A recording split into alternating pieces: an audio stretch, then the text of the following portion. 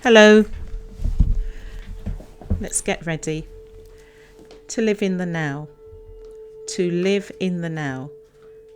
What has happened has happened. I give you a scenario. This scenario, let's say it's about a man named Albert. Now, Albert happily was walking along the road one day and he hit his right foot on a bollard. He was in agony. This made him have swollen foot, blood under his toes, which after a week turned black. Ugh, yuck. And Albert wasn't too happy about the situation. However, he was fortunate. He had a fillip of a treatment. The hospital staff treated his injury very speedily, the brilliant hospital staff of the NHS. And the doctors told him it would only take 14 days to heal. Remember, 14 days. Now, after that, Albert can go about his business as normal.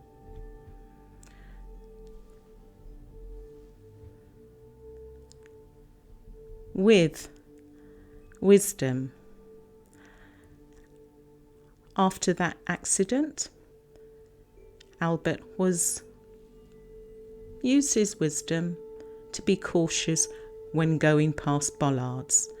And the bollards stayed where they were, and Albert actually decided, I must be more careful. And he carried on with his daily routine. He strived forward in his life, thinking with gratitude of all his blessings. There is another side to this coin, though. Let's go into another time portal where same Albert have the same accident. What happens is, instead of using wisdom and being able to look back and say, aha, I actually hit my foot on a bollard, I must be careful. This Albert, in another time portal, he held on to the accident. He actually purposely kept on recalling it in his mind, in his heart, shared it with his loved ones, shared it with his friends. He never let go of the accident. Let's take this a bit more closer. This time, no scenario. Someone has been criticised more than being praised. Someone's been abused, whether it's emotional, through neglect, bullying, sexual. Also, having other types of trauma has occurred to people. And yes, it is wrong. It's how you deal with the trauma. You could be like the first Albert, who significantly used wisdom in trying not to let it ever happen again to him. Or some people hold on, and what happens is they start to bide in the comfort of the hurt. And when they hold on to the hurt, they start living in hate. Look what happened to me. Look what they done to me. Look what she did to me. Look what he did to me. You start living in hate.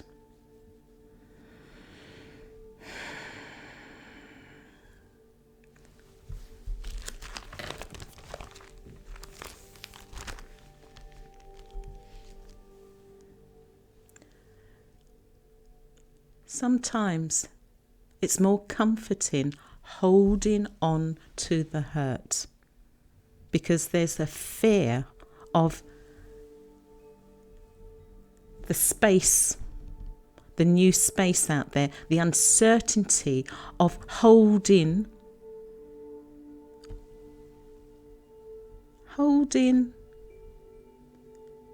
a new you. It seems more easier to hold on to the old you with the trauma. It's like almost a comforting zone. Oh, this happened to me, I'm going to hold on to it, rather than moving on to a newness. That's the word I'm going to say here. I've written it out here. There is an uncertainty in the newness of brand new space. How does someone let go of the past?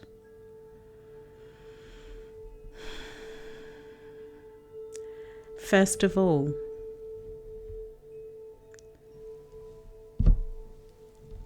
there is nothing to be ashamed of. Let go of the guilt. Let go of the shame. Here are a few suggestions. First of all, pray to your God or goddess to lighten the burden from your shoulders, your heart, your head. Number 2, practice loving kindness, being kind to yourself first. Number 3, go to your GP. Nowadays, GP surgeries offer so many treatments for trauma that has been inflicted. More, speak to someone, confide in someone, talk, releases energy. And not just anybody. Maybe go counselling.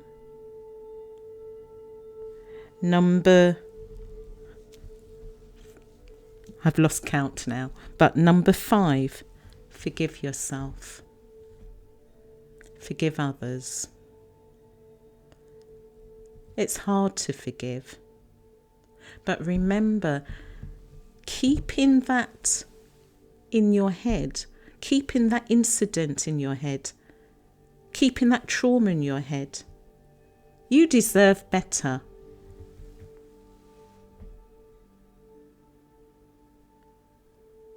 You are forgiven. Forgive yourself. Start with yourself. Furthermore,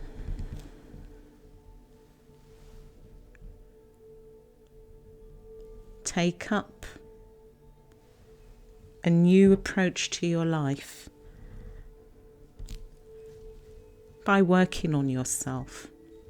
Further suggestions: find a therapist or go counselling. Perhaps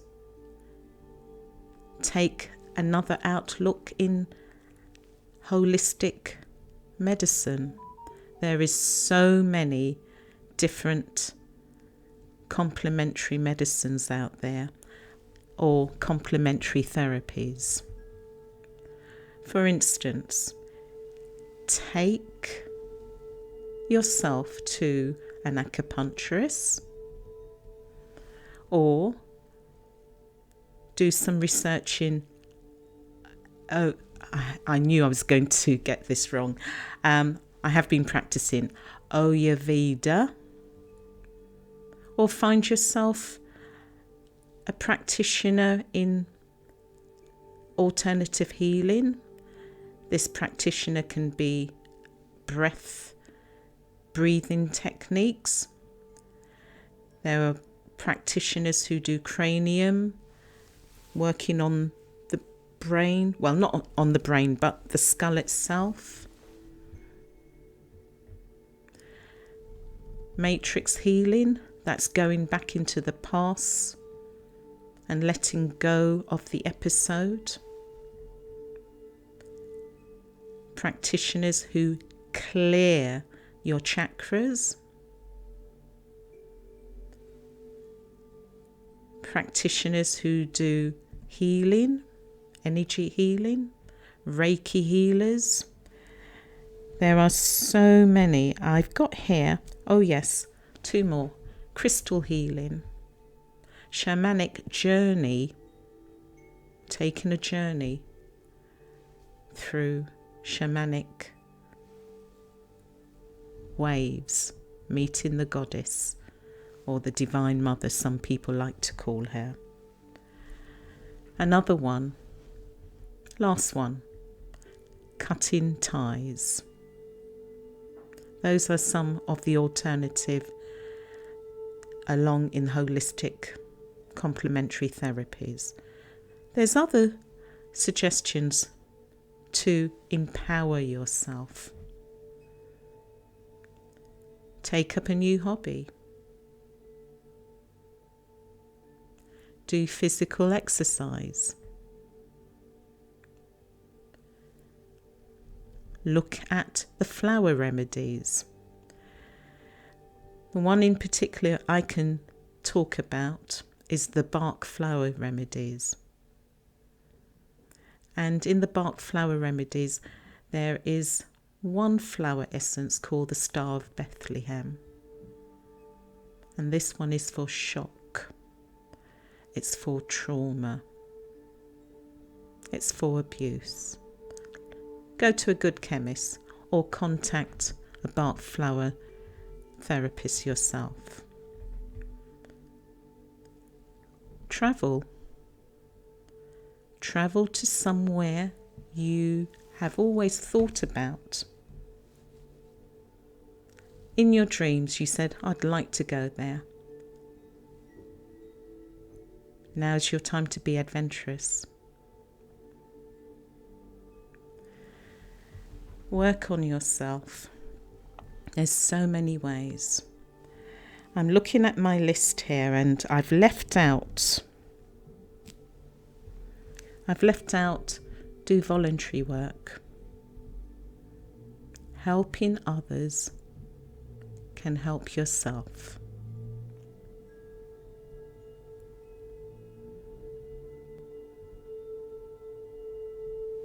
I'll end there. On another note, do subscribe. I appreciate your comments. I've got here now a microphone and I'm in gratitude for it being given to me. And let's end on that note. In gratitude, always. Bye for now, from Elise.